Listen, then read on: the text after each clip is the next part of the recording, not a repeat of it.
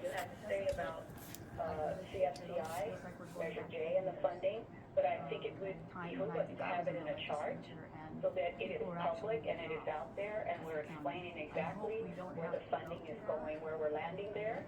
And then additionally, I'm glad that you mentioned our efforts with the immigrant community and the migrant community and all the things that we have done in spite of this tight budget to put in $15 million for OIA and all the supplemental support that DPSF provides for refugee assistance and employment, and all the things that we, in addition, want to continue to do. I just want to say that this is, as was said earlier, it's the time to hear from the public. They're going to be coming forward. I realize that. It may not be a rosy picture at this point, but we have to continue to work together. So I hope that people will understand that our budget is our document right now, and we're in a place, I think, a better situation than Sacramento, quite frankly, because I think we have done a better job than our departments have. So I want to thank all our department heads and employees that continue to do the hard work, because I don't see any cuts in our program. Maybe we're not expanding as much as we want to in certain areas, but nonetheless, as you've already stated, there's a substantial amount of money going into mental health. And we heard it loud and clear from our populations that mental health on the street or treatment is where it needs to be placed, and I think that is an appropriate statement to be made here. Just want to say that for the groups that are out here today, keep in mind we still have a commitment to our youth in the County of Los Angeles. Our Youth at Work program continues to be funded, and that is something that we know is important to lift up all of our young people, and would encourage our advocacy groups to really take advantage of that to help us push that out, and especially for our justice-involved youth that need to take advantage of that. I continue to hear concerns out in the field regarding access to elderly nutritional programs, so I hope that we could look at any savings that might be redirected to help provide that additional support. I know DPSS is doing some of that for our seniors, but I would really want to stress that what I'm hearing is because of inflation and because of limitations with Social Security checks and what have you, that people really aren't able to meet their nutritional needs, not just for themselves, but we have a situation where we have intergenerational families, and they are striving to try to feed their youngsters as well as themselves. And it is a big struggle, and I'd really like to see us move in that direction. Washington, D.C., and people have been receptive, but now we're going to go through a different set of circumstances, and we all need to pull together. So I look forward to working with my colleagues and with our colleagues in the legislature at both ends. And with that, Madam Chair, thank you very much. And I want to thank my staff and all our budget staff and all of our teams that have worked so hard out there, because I think our work right now is just going to start. It's just begun. Thank you. Thank you, Madam Chair. Thank you. Supervisor Mitchell. Thank you, Madam Chair. Virtually to engage in the conversation and just remind us that today is a meaningful step in our budget, but it is not the last step. And as we continue to hear comments beyond today, as we're moving towards final budget, my office is watching those very closely, and we welcome your continued input. And as you review the state budget, your thoughts about how we can make creative adjustments to meet the needs that we know we are all committed to. I wanted to focus on 4 areas and then end with a question, if I may. First, I want to highlight our homelessness response, and I'm glad to see that we're increasing funding ever, which includes funding for mental health positions in the budget, as well as those dedicated to our homelessness response. We hear clearly that mental health is a critical component to addressing the emergency we're seeing on our streets in the form of homelessness, and we are also being asked to focus on a variety of mental health responses without additional funding. So we have to make sure that as we are trying to meet all of the expectations that have been created, we are also meaningfully addressing the concerns that we're seeing on our streets. Our response to those currently unhoused is only part of the solution, and we must prevent those who are on the verge of homelessness from losing their homes. We heard yesterday just how important prevention is as a key role in making sure we're addressing this crisis. And so I was glad to see that at our recommended budget, the CEO confirmed that Stay Housed LA is fully funded through 2025 with ARPA funds. However, at the same hearing, the CEO confirmed that our self-help legal access centers were not fully funded in the recommended budget, and that the $3 million that DCBA needs to fund those services was deferred to a future budget phase. We know these legal services are critical to our neediest residents, including those that have received legal notices to remove them from their homes and deserve to have legal representation so they can fight to the best of their ability to stay in their housing. And so I will be watching to see that the $3 million needed for DCBA be included in the final changes budget.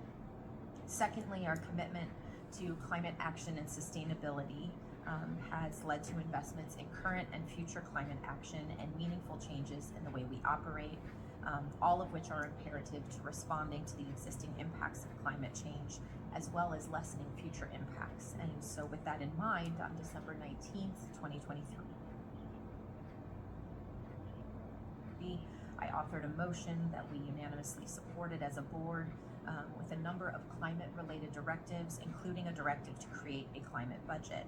And while we know it'll take more time to fully complete that climate budget, we need to start investing now in the infrastructure needed for that complete climate budget. And that includes a greenhouse gas inventory, a municipal climate action plan, and a pilot climate budgeting process within our department, so we understand where those investments are being made. These initial steps are projected to cost us about $1.2 million, and will be a critical first step in our climate budget process that we need to initiate this year. So we'll be watching to see that is funded in the budget this year as well. Third, I wanted to highlight our focus on gender-based violence, domestic violence, and our TGI community investments. Gender-based violence, thank you, please stay quiet, but we will hear from you very soon, thank you. Gender-based violence is one of my 3 priorities as chair because it unfortunately CEO that there are adequate financial resources available to probation to continue their work, to maintain BSCC suitability, and also enhance programming and improve operations. We heard yesterday even more detail about what that looks like, including interdisciplinary work, not just in probation, but including DYD, LACODE, DMH, and so many of our community partners that are essential to caring for our young people. We also heard we have increased funding for DOJ compliance activities, JCOD, and ODR to continue work towards the closure of Men's Central Jail. And while I'm glad to see we've increased investments, and I would ask that we could continue to evaluate and commit investments that are necessary to quickly close Men's Central Jail, which we know we will absolutely need to do. From the presentations we have received regarding the closure of Men's Central Jail, it's evident we will need significantly more investment within the upcoming years to close Men's Central Jail. I ask that we continue to evaluate what those investments must be. Response at the UCLA protests, for example, were being funded by the state. So can you confirm that the state is reimbursing the Sheriff's Department for the costs they incurred responding to protests at UCLA, and that it is not coming from the county budget? Thank you, Supervisor. So we have been in discussions with the Sheriff's Department. The cost for those services and for that response will not be coming from the county coffers that are in the Sheriff's budget. We understand that they are contemplating an agreement directly with UCLA, where UCLA will be funding the services, and of course UCLA's funding as a public entity comes from the state. That's helpful clarification. For those who are watching that and questioning that response, that funding is not coming from the county as I hear it, and we'll be watching to make sure that that is the case. Seeing no additional comments, we'll now hear from the county department head who requested to address the board, Mr. Good morning, and thank you for this opportunity. My name is Jade Nguyen, and I am a project manager with Nature for All. Our work includes efforts to connect people throughout LA County, and especially those in underserved communities, to nature and our public lands through Transit Trail and Park Initiative. We are also the lead organization in the coalition working to implement the county's Park Needs Assessment Plan. We respectfully request that the Board of Supervisors support the parks budget in full. Parks provide community gathering space, and data shows that access to parks have positive effects on mental and physical health. At risk is funding that will help keep our parks safe and continue the department's ability to provide vital resources to community members. Guided by the Park Needs Assessment and Park Needs Assessment Plus, DPR has added several new parks in high and very high need areas. And these investments, these represent important investments in park equity and must now be fully funded for ongoing operations and maintenance. We ask that you continue to invest in our communities and park equity through supporting the parks budget. Thank you for your time and your commitment to parks and open space. Thank you. Next speaker, please. Our next participant is Benjamin Oakes. You may begin. Hi, my name is Benjamin Oakes. I'm a resident of District 3 and a member of activism through policy at UCLA. I'm calling to make recommendations regarding the county budget. Diversion programs which divert people with severe mental, physical, and behavioral health needs out of LA County jails and into community-based care are a proven means of reducing overcrowding and recidivism. In last year's budget, diversion programs for LA County received $1 million in annual funding from a $43.4 billion yearly county budget, with $4 billion set aside for the Sheriff's Department and another $1 billion for probation department. The diversion programs are significantly underfunded. Even within its current budget, LA County's Office of Diversion and Reentry has relocated 10,000 people from jails to community-based care. The program works, it just needs more funding. Thank you. Thank you. Next speaker, please. Our next participant is Christy Anderson. You may begin. Good morning. My name is Christy Anderson, and I come before the board as an active resident of the community, a parent of youth that are in the sports program, a coach of those sports programs, and also in education. Advocacy Director at the Coalition for Humane Immigrant Rights, JILA, a member of the Steering Committee of Immigrants RLA. I'm calling today to advocate for Immigrants RLA's proposal to advance access to language justice, housing, worker justice, and stronger social safety net programs for immigrants regardless of immigration status. Immigrants make up 34% of the County of Los Angeles overall population. We contribute $11 billion of local and state taxes and have a spending power of $84 billion to the local economy. But we continue to be an afterthought when it comes to access to permanent housing solutions and access to homeless shelters. This county needs to step up and create inclusive policies and budget priorities that create equitable access to immigrants regardless of immigration status. We urge you to consider Immigrants RLA's budget priorities. Thank you for your time. Thank you. Next speaker, please. Our next participant is Dane Molina. You may begin.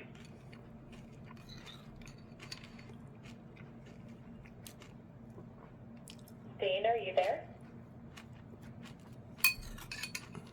Dane Molina? The line is open. My apologies. I think it's Diana, so I think it's me. I'm assuming nobody has Diana Molina.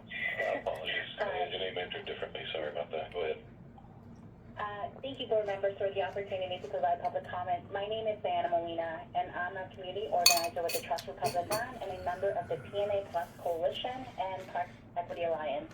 Today, I'm here to urge the Board of Supervisors to support the Parks budget in full. Efforts guided by the Park Needs Assessment and Park Needs Assessment Plus have resulted in establishing new parks in areas with the highest needs. This helps to address some of the inequities of access to parks and open space that were further exacerbated during the pandemic, and we're still continuing those after effects. Parks are crucial investment in achieving park equity and healthier communities. Full funding for ongoing operations and maintenance of these parks is essential to ensuring their long-term sustainability and accessibility to all residents. This is especially true for communities like South Los Angeles, Pico Union, the Pella region, San Fernando Valley, and other similar communities throughout the county. Approving a full budget is not just about allocating funds, it's about making meaningful investments. Next Thank you. Our next participant is Gabriel Gutierrez. You may begin.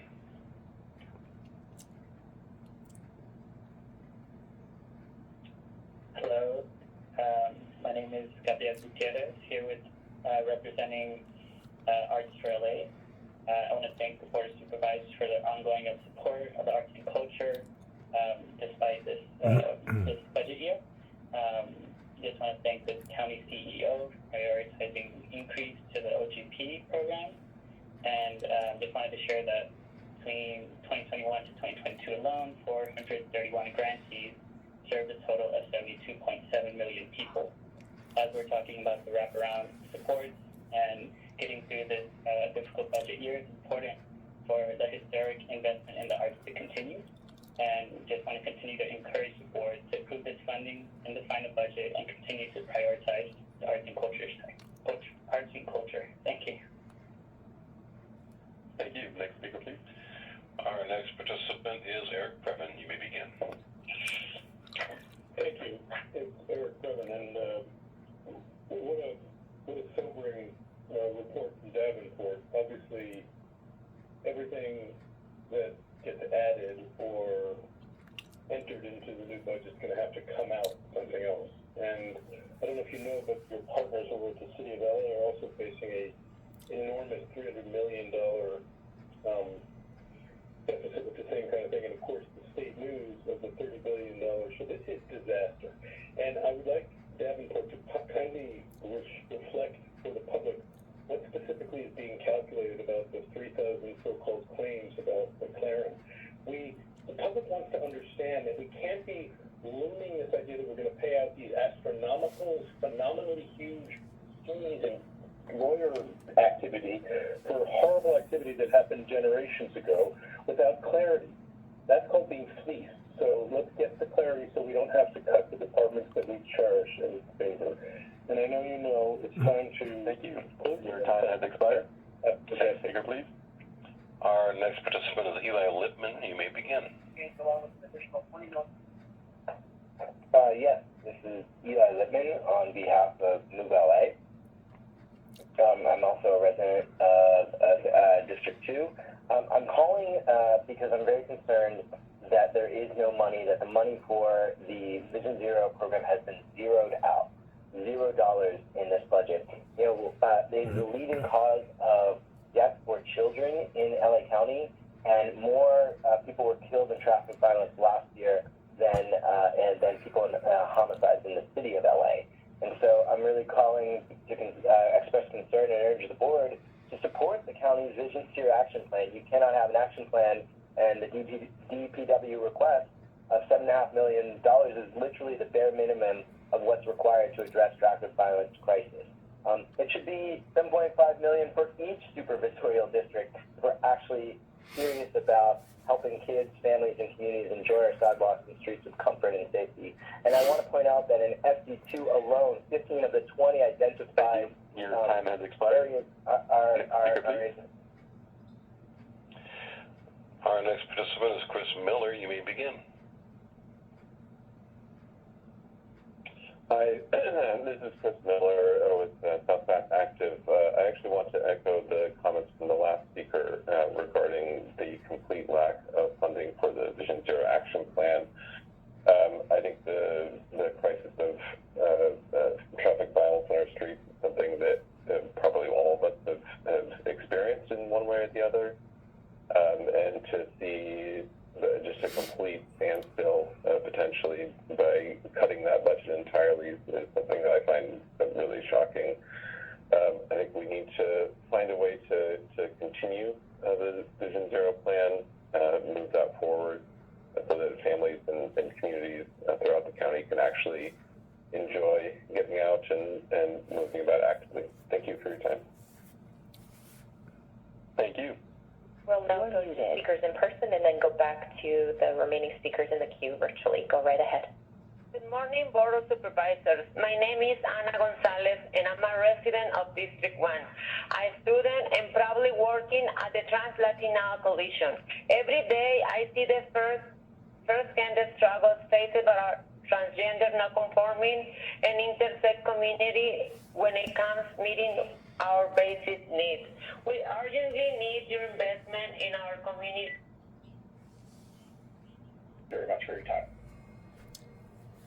Thank you. Next speaker. Our next participant is Therese Sanago. You may begin. Good morning. My name is Therese Sanago. I am an outreach coordinator with Communities for a Better Environment. We work for environmental justice in Southeast LA and Wilmington within districts stewarded by Supervisor Mitchell and Supervisor Hahn. And we are a member organization of the Park Needs Assessment Plus Coalition. And today I'm am requesting that the board support the parks budget in full. Because parks in our highly polluted communities are climate resilience and social stability infrastructure. Well-resourced parks are safe spaces for Angelinos of all ages to connect with their families and communities, learn, exercise, and find relief from extreme heat. Thank you for your commitment to parks and open space, especially for our environmental justice communities. Thank you. Next speaker, please. Our next participant is Walter Cadera. You may begin.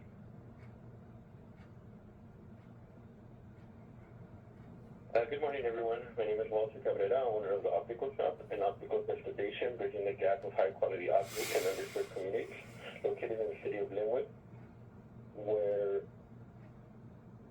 I was born and raised. I'm here supporting LA County Small Business Legal Aid Public Counsel.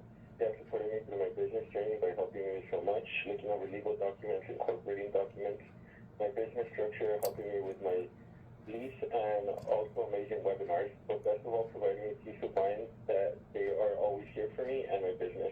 I could truly say without public counsel support, my business would not be here. They are of utmost importance for all small businesses in the county of Los Angeles and the city. So I truly feel that they should be supported in any way possible because they do so much for the small business community. Thank you so much for your time. Thank you. Next speaker, please. Our next participant is Roy Humphreys. You may begin. Okay, number one, aiding and abetting illegal immigration and using those funds for that is a crime. Thank you. Number two, $38 billion the state of California spent on unemployment compensation during a COVID to people who didn't qualify for it. And then we have locally Supervisors Hahn and Solis allowing the burning 3 times of the Martinez properties in spite of Roy Humphreys telling them they need to get those buildings down, and they had the power to do it, and they failed to do it. Hence, we had 3 fires. Who paid for those? It should come out of the supervisor's pocket specifically. And then the continued Supervisor Solis. Ryan Serrano is no credit to you or anything. What he projected at the coordinating council meeting regarding handle that Audubon property. It is shameful what you're doing and criminal that you should wrongfully endanger this community and degrade it as such. It's absolutely pathetic and the just waste of time and money.